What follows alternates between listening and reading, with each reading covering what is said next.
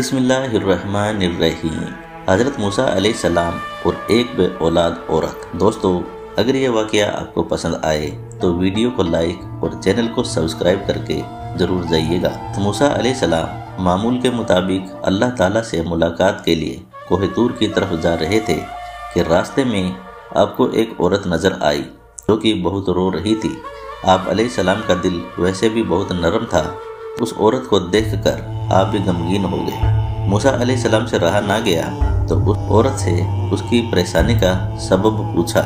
پھر اس عورت نے بتایا کہ وہ بے اولاد ہے، لوگ اسے باز ہونے کا طعنہ دیتے ہیں۔ اس عورت نے حضرت موسیٰ علیہ السلام سے گزارش کی کہ وہ اللہ تعالیٰ سے یہ دریافت کرے کہ اسے کبھی اولاد ہوگی یا نہیں۔ وہ عورت جانتی تھی کہ حضرت موسیٰ علیہ السلام اللہ تعالیٰ سے ہم کلام ہوتے ہیں۔ موسیٰ علیہ السلام نے عورت کو یقین دلایا کہ وہ اللہ تعالیٰ سے اس معاملے کی بات ضرور کریں گے۔ یہ کہہ کر آپ پھر کوہ طور کی طرف چل دیے۔ اللہ تعالیٰ سے ملاقات کے دوران اس عورت کا معاملہ بیان کیا تو اللہ تعالیٰ نے حضرت موسیٰ علیہ السلام کو بتایا کہ اس عورت کی قسمت میں یہی لکھا ہے کہ اسے کبھی کوئی اولاد نہیں ہوگی۔ اس عورت کو چاہیے کہ اس پر جو آزمائش آئی ہے اس پر صبر کرے۔ موسیٰ علیہ السلام نے یہ سن کر خود بھی غمگین ہو گئے، اور جب موسیٰ علیہ السلام کوہ طور کی اور سے واپس لوٹے تو وہ اس عورت کو اسی جگہ بیٹھی ہوئی پائی جو کہ موسیٰ علیہ السلام کا ہی انتظار کر رہی تھی۔ تو موسیٰ علیہ السلام نے اس عورت کو اللہ کا فیصلہ سنایا تو وہ عورت بہت غمگین ہو گئی۔ موسیٰ علیہ السلام نے اس عورت کو تسلی دی اور یہ بھی کہا کہ اللہ تعالیٰ کے ہر فیصلے میں بہتری ہوتی ہے، اس لیے وہ صبر سے کام لے۔ اولاد اللہ تعالیٰ کی دین ہے، وہ جسے چاہے بیٹیاں عطا فرمائے، جسے چاہے بیٹے، اور جسے چاہے دونوں ہی عطا فرما دے۔ یہ کہہ کر موسیٰ علیہ السلام وہاں سے چلے گئے۔ اس وقت کو بہت عرصہ گزر چکا تھا۔ ایک دن اس عورت کے گھر کے پاس ایک درویش روٹی کا سوال کر رہا تھا۔ عورت کے کان میں جب اس درویش کی صدا پڑی تو اسے رک جانے کو کہا اور کچھ دیر کے بعد اس کے لیے روٹی لے کر آئی اور اس درویش کو روٹی دے دی۔ یہ دیکھ کر درویش بہت خوش ہوا۔ درویش نے اس عورت کو اولاد ہونے کی دعا دی اور اللہ تعالیٰ نے اس درویش کی دعا قبول کر دی، اور پھر اللہ تعالیٰ نے عورت کو اولاد کی نعمت سے نواز دیا۔ اس بات کی خبر حضرت موسیٰ علیہ السلام تک پہنچی تو بہت حیران ہوئے، کیونکہ اللہ تعالیٰ نے تو انہیں بتایا تھا کہ اس عورت کی قسمت میں اولاد کا نہ ہونا لکھا تھا، تو یہ کیسے ممکن ہوا کہ اسے اولاد ہو گئی۔ موسیٰ علیہ السلام دوبارہ کوہ طور پر گئے اور اس عورت کے معاملے کے بارے میں اللہ تعالیٰ سے پوچھا کہ میں نے آپ سے پوچھا تھا کہ اس عورت کی اولاد ہوگی یا نہیں، تو آپ نے فرمایا تھا کہ اولاد اس کے مقدر میں نہیں ہے، تو یہ کیسے ممکن ہوا کہ اسے اولاد ہو گئی۔ تو اللہ تعالیٰ نے موسیٰ علیہ السلام کے سامنے ایک شرط رکھی، اور اللہ تعالیٰ نے موسیٰ علیہ السلام کو انسان کا گوشت لانے کو کہا۔ جب اللہ تعالیٰ انبیاء اکرام کو کسی چیز کا حکم دیا کرتے تھے تو کوئی بھی اللہ تعالیٰ سے سوال نہیں کیا کرتا تھا، اس لیے حضرت موسیٰ علیہ السلام نے بھی اللہ تعالیٰ کی اس شرط پر کوئی سوال نہیں کیا۔ پھر اپنی بستی میں جا کر لوگوں کو اللہ تعالیٰ کا حکم سنایا۔ بستی والوں کو اللہ تعالیٰ کا یہ حکم بہت عجیب لگا، اور سب کے دلوں میں یہ خوف بیٹھ گیا کہ یا خون نہ بہنے لگے۔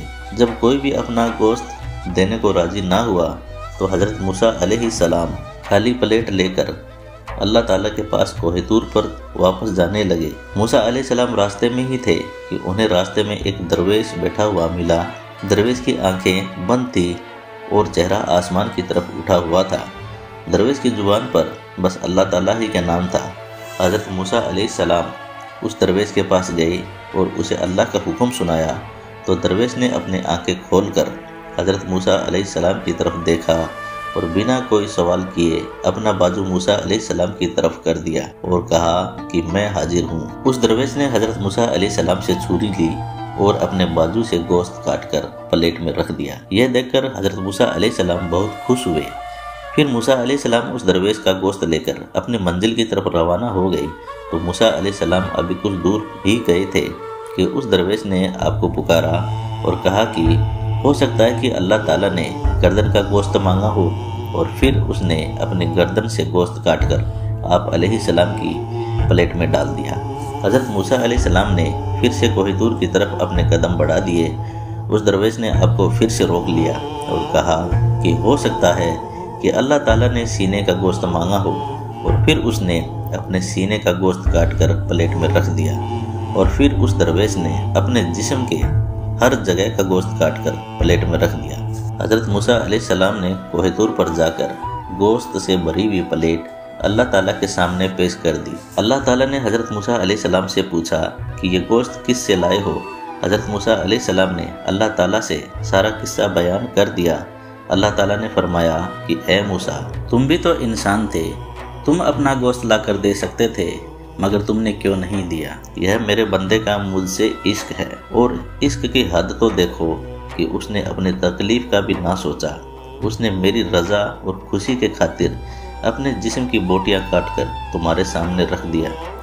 ए मूसा, मुझे तुम खुद बताओ, जो मेरा बंदा मेरे इश्क में खुद से भी बेपरवाह हो, उससे कोई सवाल करे तो और वो मुझसे दुआ मांगे तो मैं उसकी दुआ कैसे कबूल नहीं करता। ए मूसा, यह मेरा वही बंदा है जिसने मुझसे उस औरत के हवाले से सवाल किया था। मेरे इस नेक बंदे ने ही उस औरत के लिए औलाद की दुआ मांगी थी, तो भला मैं कैसे उसकी हाजत पूरी नहीं करता। बस यही वजह है कि मैंने उसकी किस्मत में लिखे को पलट दिया। जो बंदे मेरे खातिर अपने आप को कुर्बान करने के लिए राजी हो जाते हैं, तो मैं उनकी दुआ को कैसे रद्द कर सकता हूँ। मूसा अलैहिस्सलातु वस्सलाम को अपने सवाल का जवाब मिल गया।